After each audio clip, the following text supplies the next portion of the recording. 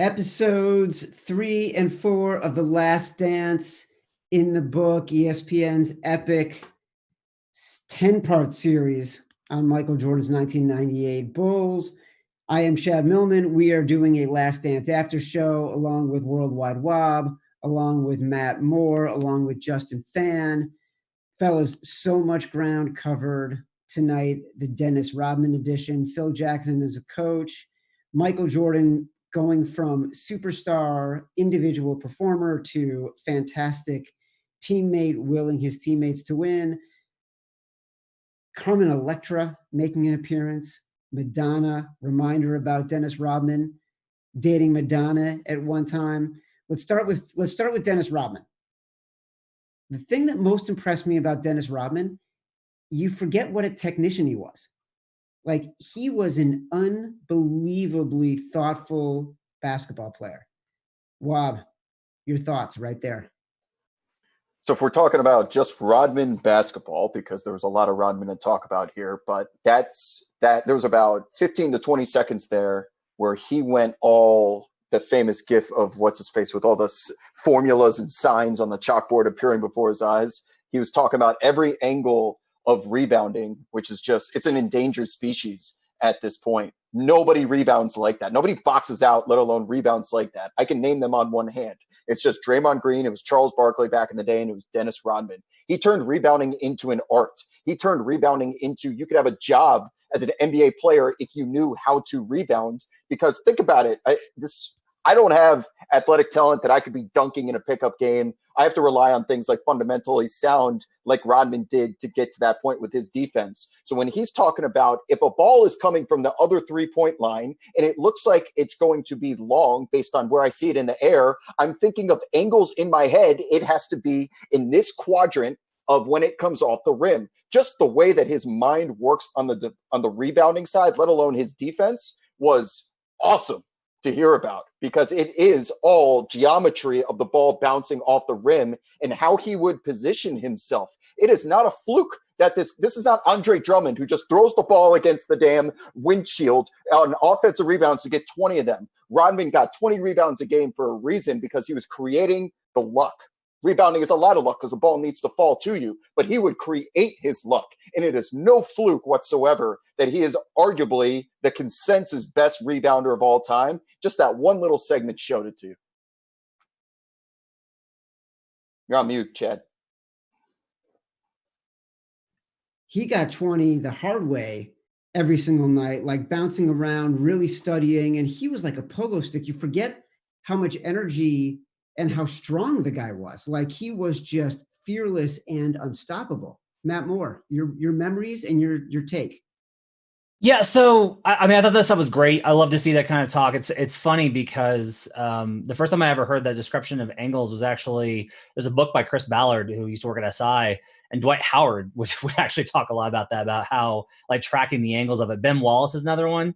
Wav mentioned a bunch of other great rebounders. I throw Moses Malone in that list, but Rodman was above all of them. And if you look at it, like, Rodman wasn't the tallest. Rodman wasn't, he wasn't the biggest. He wasn't just bodying guys out of the way. And one thing that we saw a lot in all those clips is he talked about creating a bubble, and he was able to get into those bubbles based off of projecting the trajectory of the ball, and then he would tap it out. And you saw that time and time again. He was the master at tapping the ball away from his opponent into an open space where only he could get it. And that kind of understanding of space is key. But you also saw some great stuff in there about defense, about Jordan talking to him about, okay, if they're going to do that, then we're going to switch it. We just go ahead and switch. And Rodman saying, like, well, he can hold him, so let me do this. And that communication there, like, shows you how adept he was. Like, it wasn't just this, like, fierceness.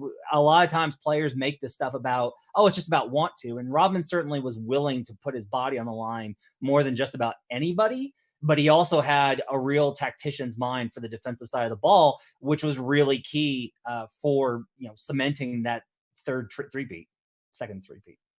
Real quick before we go to Justin here, I want to mention the part where he didn't say it specifically, but when he was talking about the angles there, you were talking about Moses Malone, what they both did best, and Rodman alluded to this, I promise you, was where's the one spot that if you're boxing somebody out, that they can't get the rebound unless it's an air ball. He used the rim as like a shield. He would pin you under the rim so that if the ball bounced, I can just go get it because you're stuck under the rim. So while everyone's just standing there bird watching, waiting for the ball to fall to them, Rodman has the wherewithal in his mindset to box you out under the angle and make it impossible for anyone to get, regardless of your athletic ability. Plus what Rodman can do from an athleticism standpoint, without a doubt, the GOAT of rebounding. Justin, I'm sorry. Go ahead.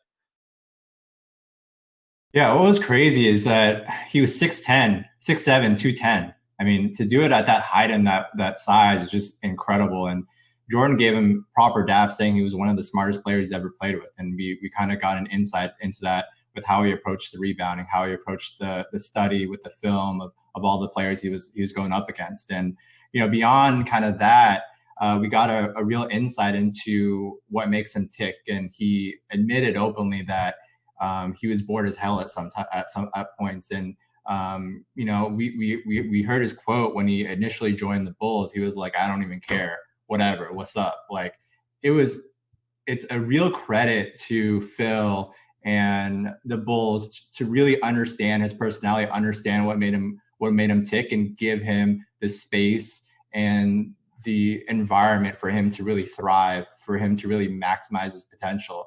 And that's really, if you want to talk about Phil Jackson, one of the greatest things is he understands that you need to coach players differently, and he approaches it, and he understands that to give a player 48 insane, it would have just been dismissed off the top for 29 other coaches in the league, and for Phil to be open to that, for Michael to kind of understand that, for Scotty to understand that as well. That's kind of how you got the most out of Dennis.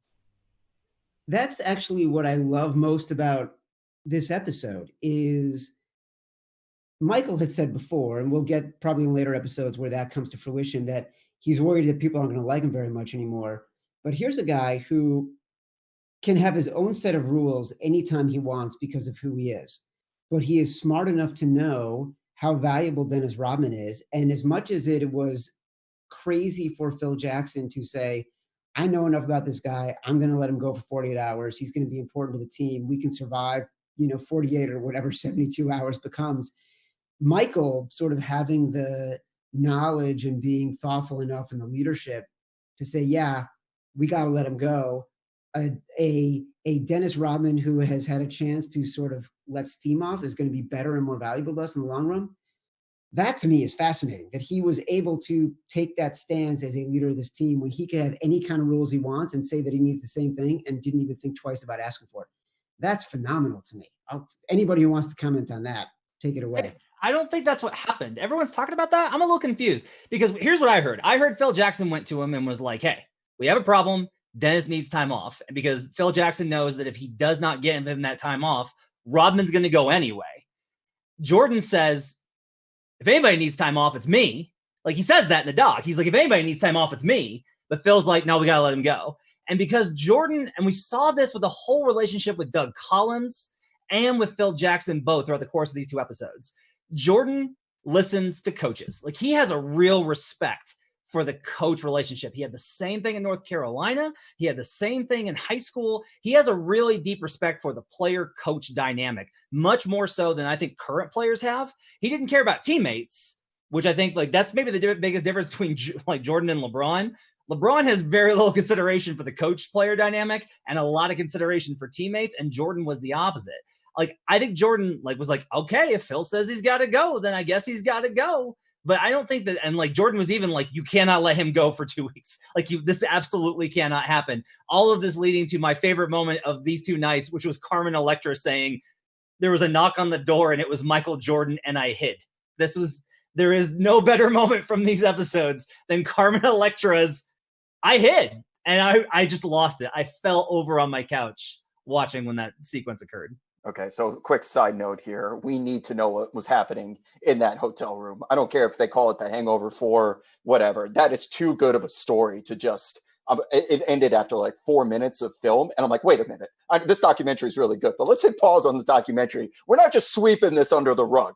And kind of segues into my point here, because you can get away with that kind of stuff in 1998. There was no Twitter, there was no YouTube, there was no Facebook. Rodman could traverse the landscape of Las Vegas, and with minimal, you couldn't do that today. There wasn't that much media there other than him landing and getting on the motorcycle, right? I understand there's probably some footage that they had to archive and say we can't show this, or we agreed not to, but it didn't get out into the public sphere. That would not be the case in the year 2020. People would be tweeting him in the casinos, in the clubs, all sorts of stuff, man. So they had to let him go, because also Dennis Rodman is wired different than everyone else, and that includes Michael Jordan. I'm not going to pretend to be a doctor or someone that's inside Dennis Rodman's head, but it just based on that documentary, it seemed like in everyone's best interest that Dennis Rodman just get one off. And I'm not even going to specify what I'm talking about there, but he had to get one off, okay? You guys use your imagination as to what that means. He needed it. He said, I have needs. I'm just built differently. If you want me to be what you want from me in a basketball player, you just got to give this to me. And he had proven at that point by walking to the door and knocking on Michael Jordan's hotel and saying, do you have an extra cigar? That if he knows he messes up, it was almost him being proactive so that he wouldn't mess up again. You got to do this to me. You got to do this for me. I can't explain it. I just need it. And then Jordan follows that up. By the way, don't forget that he went down to, before that, this is now what, 1998? Jordan goes to Atlantic City, game 2 against the New York Knicks, and gambles the night before, which was a massive story. He would have looked like the biggest hypocrite in the world if he was saying, you can't go. You did the same thing, and it actually made the papers. So props to Jordan for actually saying, all right, let's let him do this. I'm going to go get him. I feel like he made up for it, even though there was nothing to be made up for, period. I feel like that, Matt, Rob, that's a great point. Matt, you make a great point about Jordan respecting and listening to his coaches, because at the end of episode 4, in the huddle, Phil Jackson is saying, John Paxson is open. Get the ball to John Paxson. And in every instance, Michael Jordan would have said to himself, I'm Michael Jordan. Why the heck would I throw the ball to John Paxson? But in the documentary, he's like, Phil said Paxson's open. I guess I better throw the ball to Paxson. Like, that is doing exactly what the coach says you're supposed to do. Even deciding to do the triangle is exactly what the coach says you're going to do. It's actually, it's a phenomenal point. And it's so interesting about Jordan that I don't think he gets enough credit for being amenable to coaching. We saw the relationship with Doug Collins too, how close they were, and how the story of when they were playing the Knicks at MSG and him handing Collins the cup of water when he was like chewing his gum, and he's saying, I'm not going to let you lose your first game. Like, he was in his corner. And that's kind of exemplifies just, with Dean, with Doug Collins, with Phil, just that exemplifies the point that Matt made. There is a ton we could unpack with Phil and Doug, and I want to do that. I want to do that in a second. One other thing I want to say about Dennis Rodman is how interesting it is, the pride he took in the most unglamorous elements of the sport. Here's a guy who in every part of his life is flamboyant. He is dating, and the only person who might be more famous than Michael Jordan in Madonna, he is dating Carmen Electra, and he is out boozing and going to clubs and living a very glamorous life. But what he loves more than anything are the most unglamorous elements of the game. That is playing a different level of sort of understanding and self-awareness. Yeah, but I think he understands that to get to that level where he's on a contender, where he's winning titles, he needs to play his role. That if he was playing for, I don't know, a cellar dweller or a team that wasn't relevant, that other stuff doesn't really come with it. So two reasons why Dennis Rodman is Hall of Famer, why they wanted him so bad on that team. First of which, Michael Jordan went around Las Vegas looking for him personally. Who would Michael Jordan do that for outside of his immediate family? That was ridiculous that he went knocking on doors to find him. And Jesus. Oh, and the 1991, when they finally conquered the bad boy Pistons, are about to get swept. Dennis Rodman, no back of the lower back shove to Scottie Pippen, that flagrant foul, like the dirtiest thing you could possibly do. And then shaming Jordan walking off the floor. Yet, I understand it was like, let's say 7 years later, time heals all wounds. but they still wanted him on that team anyway. And if Jordan seems like the guy that would not forget that Rodman did that to Pippen in 91 and then walked off the floor. That seems like you're on the blacklist forever after doing that. But still, somehow, some way, they said, we need this guy on our team. So that's a testament to just how good he was, at least in my opinion. And what's crazy, though, is that people forget, like, how damaged goods Rodman was at that point. Like, he could not function on the Spurs anymore, and the Spurs were still good. Like, the Spurs were still a good team throughout the 90s, and he played his way off of two teams because he was just such a wreck. And a lot of it, I always wonder about if he had come up now with the NBA's emphasis on mental health and player individuality and creativity and fashion and all of these things, what does that wind up looking like? Like, how does his career look now? Like, how does he react to things? Because so much of his behavior seemed to be lashing out at the restraints placed upon him by basketball. And there was also like a weird kind of cycle going on where, so like they talk about the meeting at the house where they go to sign him, and they're like, do you want to play for the Chicago Bulls? And like anybody else is going to be like, yes, thank God. I'm going to play with the greatest of all time. I'm going to win championships. It's going to be amazing. And he's like, yeah, sure, whatever. Okay. And then at the same time, he talks about how like the basketball is simple.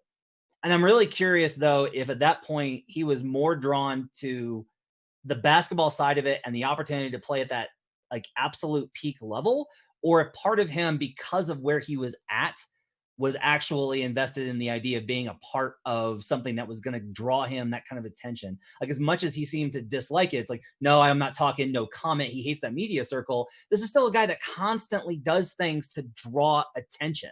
Like, his entire off-court persona, and he'll say like, this is just who I am. But there are clearly things that he has done which are geared to draw attention. And I'm really interested in that dynamic between what it seems to be like his line of like, I don't want all this attention. I just want to play basketball.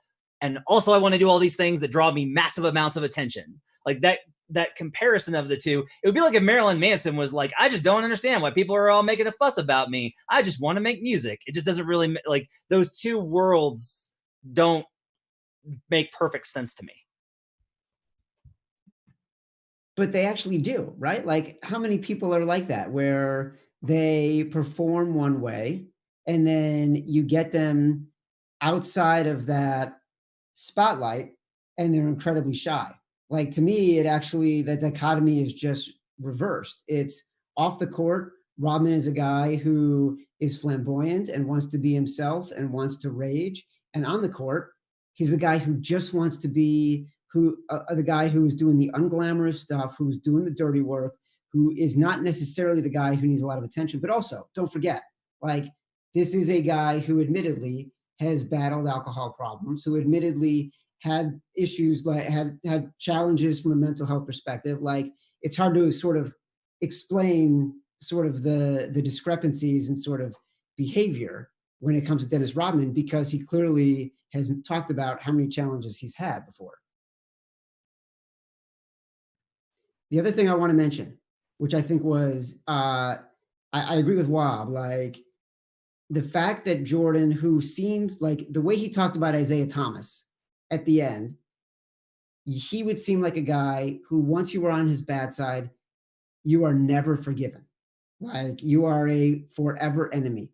The fact that Rodman, off of that Bad Boys team, was able to go play for the Bulls was astounding, except for the fact that I do think he looked at that Pistons team and it was Laimbeer and Thomas. And those are the guys that he blamed. And Rodman was a guy who he probably thought, he's doing what these guys told him to do. I like the energy he plays with. I know that's what we need. I don't think he looked at Rodman as one of the guys who was like the mortal enemy forever, the same way he looked at the other guys. And you can also add in the fact that Rodman had such a desire to be brothers with his teammates, in addition to just teammates, right? He clearly sought Pippen and Jordan's approval. He wanted to be Rodman. He wanted to do those crazy things that made him the Worm. But above all, it seems like he really prioritized being a great teammate to his colleagues, which I think sounds more literal than figurative, but it's absolutely true. So I am going to actually agree with you that if you think of the Bad Boys, you think of Thomas, Lambeer, and even Sally at this point is kind of like, we were a bunch of dickheads. Like, come on, man. Like, we know this. He's self-deprecation. Like, he's laughing at it. He goes, we messed up. We beat him a couple times. It's like, we're over it. We washed our hands of this. While Isaiah, I don't know what the deal is with Dumars, but the Lambeers of the world, they're going to go to the grave saying that we did exactly what we should have. And during the documentary there, I tweeted out a video from 2013 when Isaiah Thomas got a platform to himself to give a full explanation. And little do we forget, because it wasn't shown in the documentary, but the Pistons, that the Bulls after game 3 went into, like, it would have gone viral 10 times over on Twitter on what they were saying about the Pistons. They weren't real champions. Like, they asked for it. They asked to be walked off the court against. And you contribute what Isaiah was thinking with the Celtics, what happened when they got beat, plus what was said, plus we just got swept, and all of those things. It's not an excuse for not being honorable and showing sportsmanship, but you get more context as to what their thinking was. And he was, during that interview, he was asked, would you do it again? And he thinks about it. He's saying well, it probably wasn't a good idea. So even after all of this time, he's kind of giving you the runaround instead of an apology. Let me give you an excuse for the apology. It was a situation in which you're not sorry. You're just sorry you got caught. And still to this day, almost 30 years later, it still festers because Pippen supposedly won't even talk to Isaiah to this day. At least Jordan and Isaiah go back and forth from time to time. It didn't look like it on that documentary when he's watching the video. They tried to tell me that they were cool. Like, we're fine. We talked about it. That didn't seem like that when he's watching the iPad. And I'm just begging Jason Ayer, the director, who, by the way, will be on the Action Network here tomorrow with us, begging him, please show Isaiah the interview. Please let him do a director's cut of it. In 2 seconds, we got it. So awesome. Justin, what is your takeaway from that Pistons-Bulls dynamic? The resentment was just so strong. Like, Michael just refused to even watch the Isaiah part. He was like, well, we all know it's BS. There's nothing he can say to convince me he's not an asshole. And it's crazy how deep that hatred still festers to this day. It's crazy. Yeah, I mean, I agree with Wob. I think Isaiah was more taken aback by the reaction to it. He brought up the Celtics as an example of it being kind of commonplace. He was more surprised about the backlash they got. Sorry that he actually did it. I think they would have done it again, at the time, but he just regrets the fact that it blew up, and it still to this day is what a lot of people talk about. Well, look, Isaiah was this kind of player who he had a very sweet voice and a very sweet baby face, but everybody knew around the NBA he was a stone cold killer. Like, he was a full on assassin when he played. And there was also that freeze out of Jordan when he was a rookie in the All-Star game. Like, the animosity with those two, that runs deep. And like, Wob, you're talking about how they, had talked about putting water under the bridge. It was clear, like, Jordan has no love lost for Isaiah and looks at him as being kind of probably like a two-faced dude who he just has no time for anymore. Well, maybe that interview was taken after they were supposedly cool with each other, because that could have been done over the phone. Maybe it wasn't in person. Nobody gets in touch with Michael Jordan, like, ever. Even there's 4 people on this planet: Ahmad Rashad, Michael Wilbon, Charles Oakley, maybe Spike Lee. Those are 4 people that can get Michael Jordan in person. Isaiah Thomas ain't getting Michael Jordan ever in person, even for a damn documentary. So maybe when he sees that on the iPad and he's like, I knew it this whole time.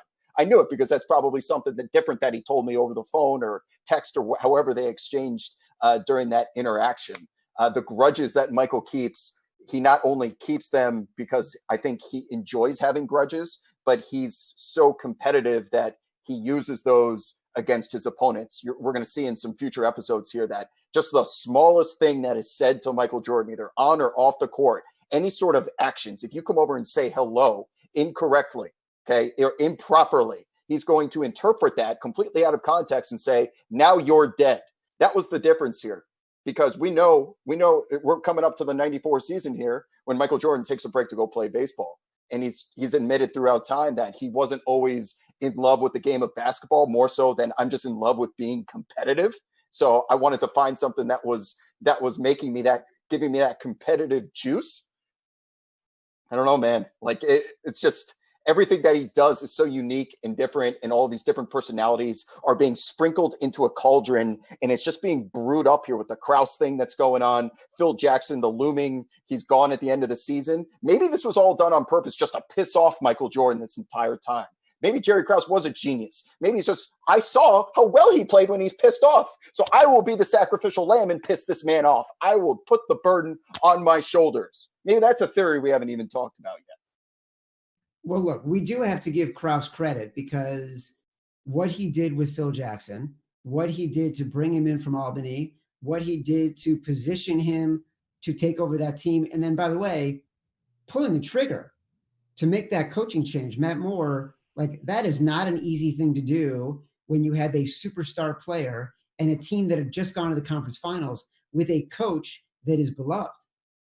Yeah, I mean, he pulls the trigger on, one of the most surprising things. The team is on the rise, and he basically makes a decision like, we can't get to the next level with Collins. And we know that, and this is in all of the books too, that like Jordan wasn't consulted on this. It wasn't the modern kind of thing. Like, he wasn't like, we gotta get Doug out of there. He was just like, okay, if that's what the organization thinks, and this is my coach, then this is my coach. And like, he was so focused on winning that he wasn't going to be like, I don't understand why we did this, because that would hurt his chances of going forward. Like, if he goes out and he criticizes the move, then Phil's already going into a locker room where the other guys are like, well, Michael doesn't have his back, so why am I going to listen to him? The stuff with Tex Winter was interesting. Like, they continue to be like, well, Jerry Krause wanted him out and all these kind of things. Like, Tex Winter's career is worth a documentary, like, all its own. I thought that, it's just kind of crazy that Jackson comes from out of nowhere, has this crazy story, winds up winning a title, kind of vanishes into the ether, gets pulled out, and then becomes like this iconic figure by running the triangle offense. And it really is, though, what's kind of interesting now and looking at in retrospect is how much these great coaches, these great moments, these guys that were like, oh, they were just like the best at what they do. A lot of times it was right guy at the right moment. Like, the Bulls needed a guy to take them to the next level, and they needed somebody to get through to Jordan and be like, you got to pass sometimes, not like a lot, just like a few times, just like if he's wide open, I need you to pass it. And even then, like Jordan said, like, well, I don't want to pass it to Bill Cartwright if there's 5 seconds left. Like, why would I want to do that? And he's even more emphatic in other comments that are sprinkled throughout history of like, I didn't really understand why. Like, why do I need to pass it to other guys? I'm better. Like, he genuinely does not understand the idea of teamwork.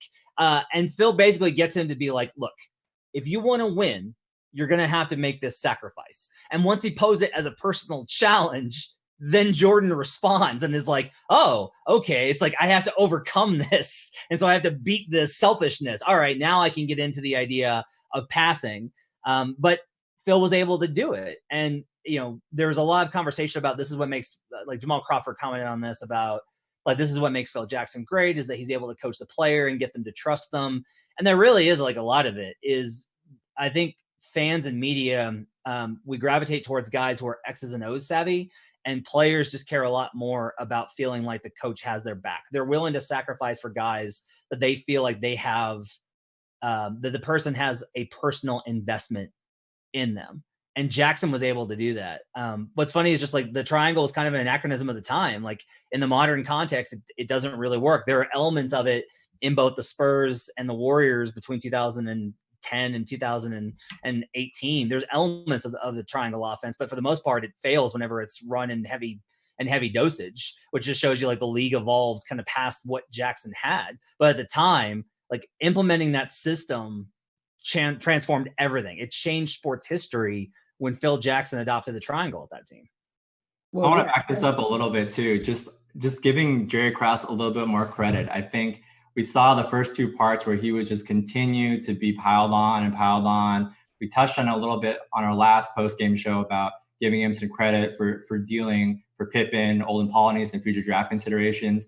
We saw more on these 2 parts about how he hired Tex Winter, how he pulled Phil Jackson out of obscurity. I mean, I love the stories of Phil Jackson when he was coaching the Puerto Rico Basketball League, where they'd kill a chicken in a graveyard and pour the blood on the visiting team's bench.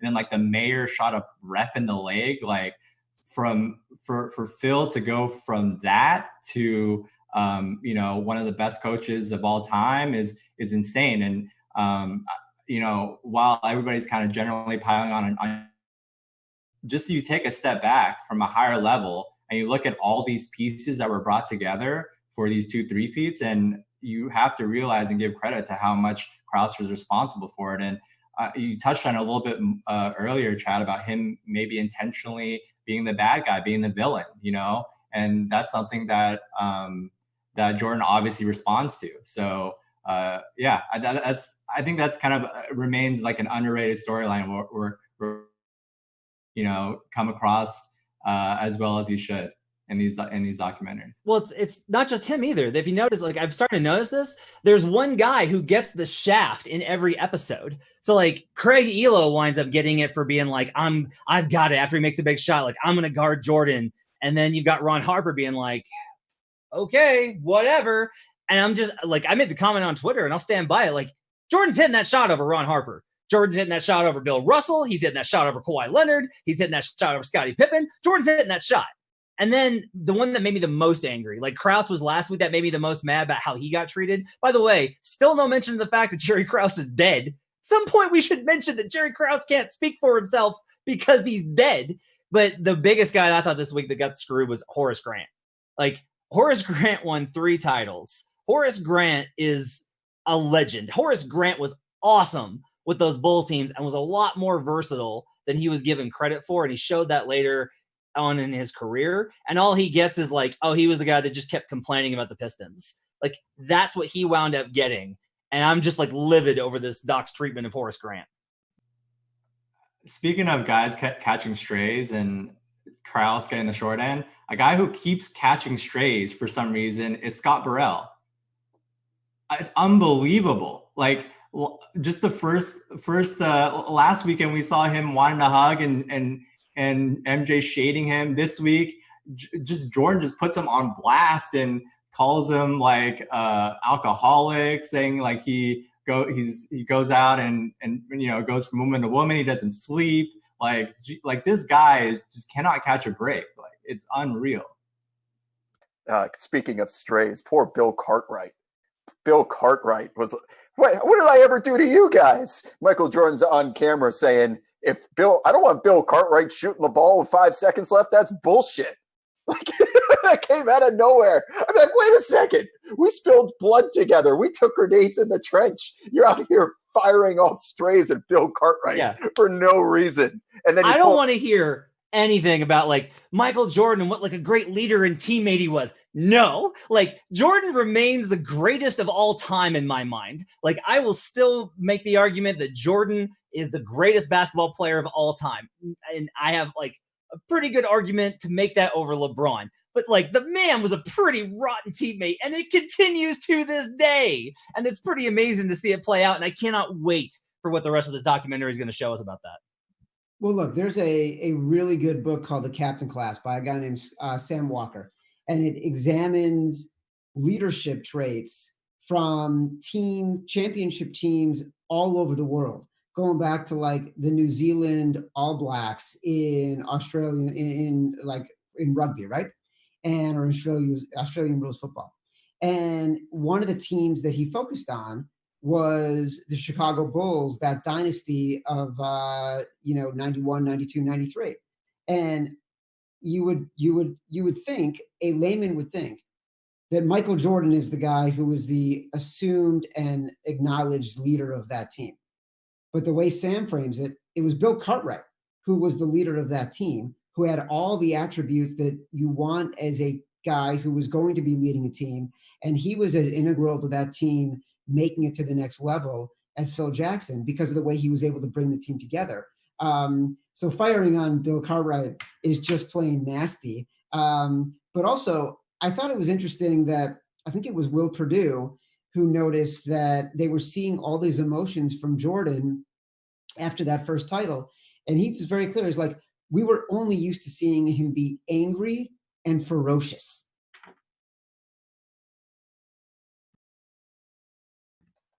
Anyone can comment on that. Go ahead, Matt. We have no comments. Justin, anything? I mean, the Cartwright thing, I think it changed because the stories were that there was a lot of resentment early on just because they dealt Oakley for him, and that was one of his better friends. And then the story has always been that resentment for Cartwright early on, and his quote unquote bad hands that Jordan would relentlessly go after. That shifted over time because, you know, he gained a lot more understand his value and just kind of got over the loss of Oakley. So I think, you know, the strays that we see for Cartwright were right at the time, and then they kind of shifted and they weren't as accurate, you know, towards the end of their relationship, I would say. So you can say, just to add to that, you can say because trading for Bill Cartwright it helped them win titles that Oakley could never bring them. They were great friends, but Oakley was just an enforcer in the paint at that point in his career. In bringing in Cartwright, someone, I forgot who it was, even said during the documentary, that's what helped get us over the top, was getting Bill Cartwright there. And then we see Jordan's resistance to the triangle at first. Phil's trying to implement it, and he's like, pass the ball. This is about movement and rotations. And the first thing Jordan does is go out and score 69 points the first game after he tries to implement the damn thing. So Jordan is just impervious. He's like so hard-headed when it comes to anything regarding change, even if it's for the best.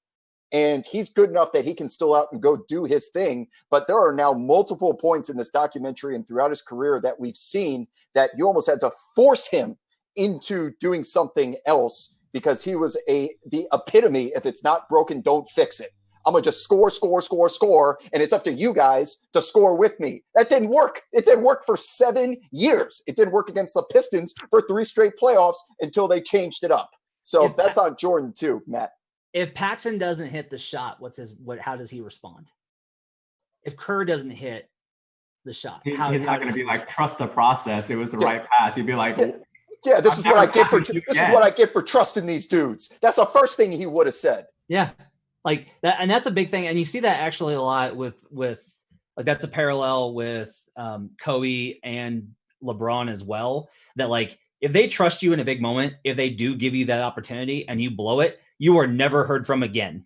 Like you are written out of history because like you get that chance, and if you don't make it, then that's it. Like Iman Shumpert is a guy that had that, where he was the key guy that like LeBron, the Cavs traded for. And LeBron was like, I don't care about him. I want JR. And Iman never like got into that mode where LeBron trusted him and he trusted JR. And you had the guys that they trusted and the guys that they didn't trust. And that's a really key part. And like, I think part of it is that for them, every possession is so valuable to them because of what's on the line. Like their stake, like Jordan's trying to be the greatest player of all time. So every single possession matters. And so the idea of giving up these things, I think that's really painful to him. At the Action Network, we're obviously always talking about betting. Chad, I want to ask you this. Sam Smith was talking about how all of the beat writers took the Pistons in that series, and then they took the Lakers as well after that first game. What do you think it would have been like to bet, though, that like 91 team, the 90 and 91 Bulls teams? What do you think it would have been like to bet against, like, would we have had this whole thing of like, look, Jordan's great, can't win, can't actually get it done? Would we have held that? Well, look, I have the benefit of having at that point been a massive fan of the Bulls, having grown up in Chicago and living and dying with every single game that team played. And I remember exactly where I was for every single one of those playoff games and the finals, and exactly where I was the second they won the finals. It was almost like the early Cowboys teams in the 90s. Like, you knew they were really talented, but you felt like they were a few years away. Even that team against the Pistons and that team against the Lakers, no one thought that team going into those playoffs was going to be the team that won the NBA Finals. And so you were definitely not betting on the Bulls. You were definitely betting on the Pistons. You were definitely going to be betting on the Lakers. They still had Magic. They still had James Worthy. Sam Perkins had developed a 3-point shot. Vlade Divac was playing at an all-star level. Like, they had really talented players. And what the Bulls had so far was a relatively young team of guys who were unproven, except for Jordan, who had won 7 scoring titles, but had not proven that he could do what everyone in the documentary said, which was carry his team and make them better. And he was becoming a guy who was like George Gervin-esque.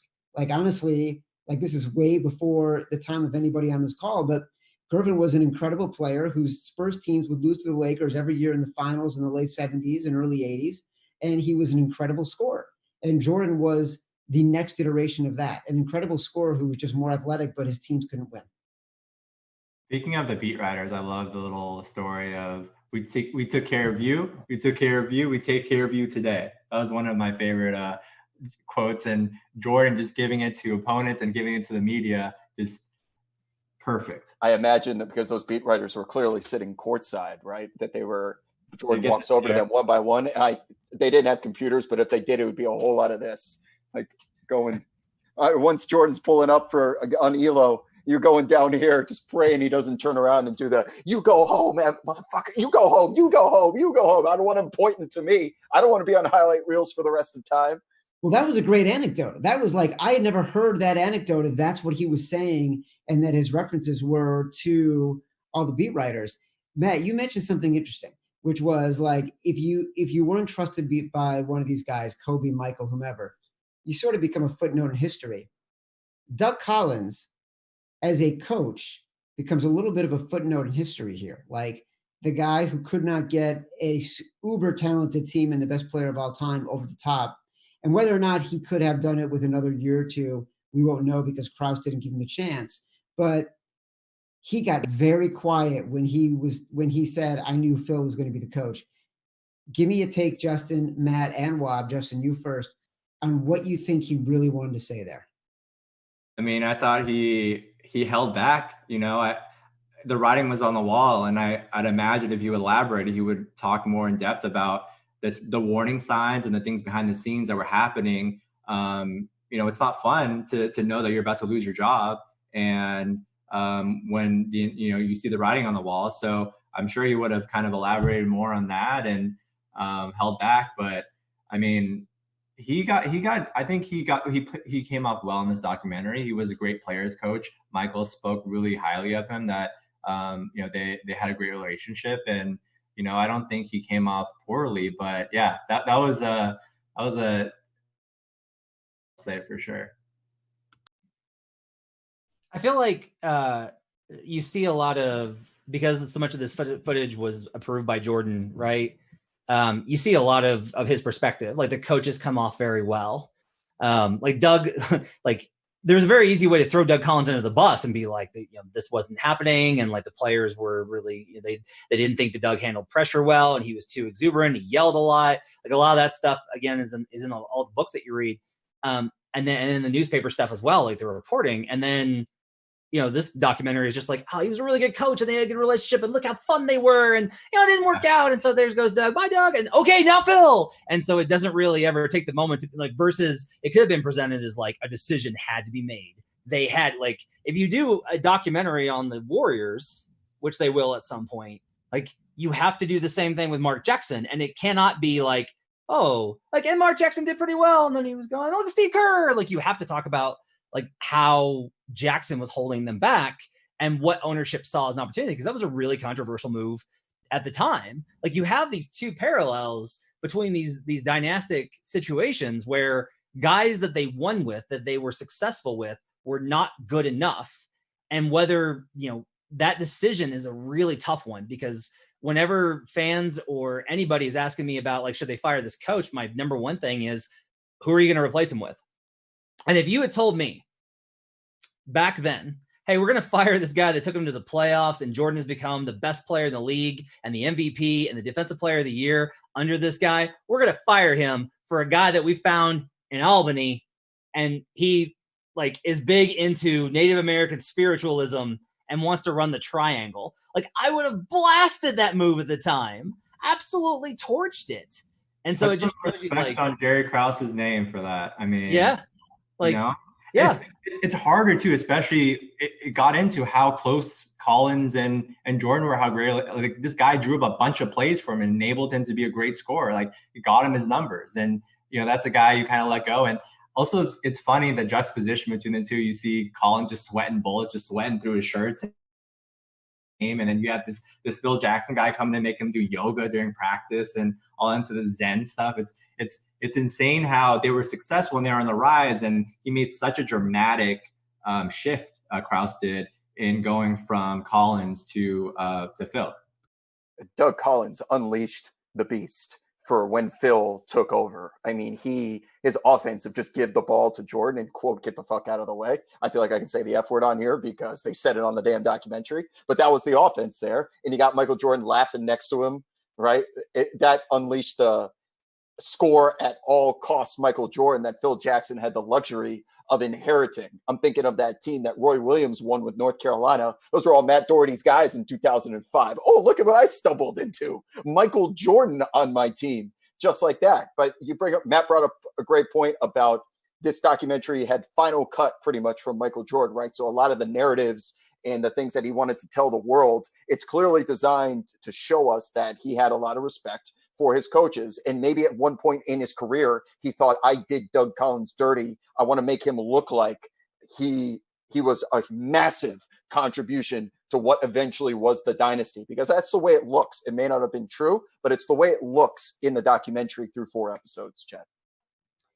Wow, we're giving you the last word. That's a great way to end the Last Dance after show. After episodes 3 and 4, we will be back next week for 5 and 6. I can't freaking wait, guys. It is getting better and better. Have a good rest of the evening. Talk to you later.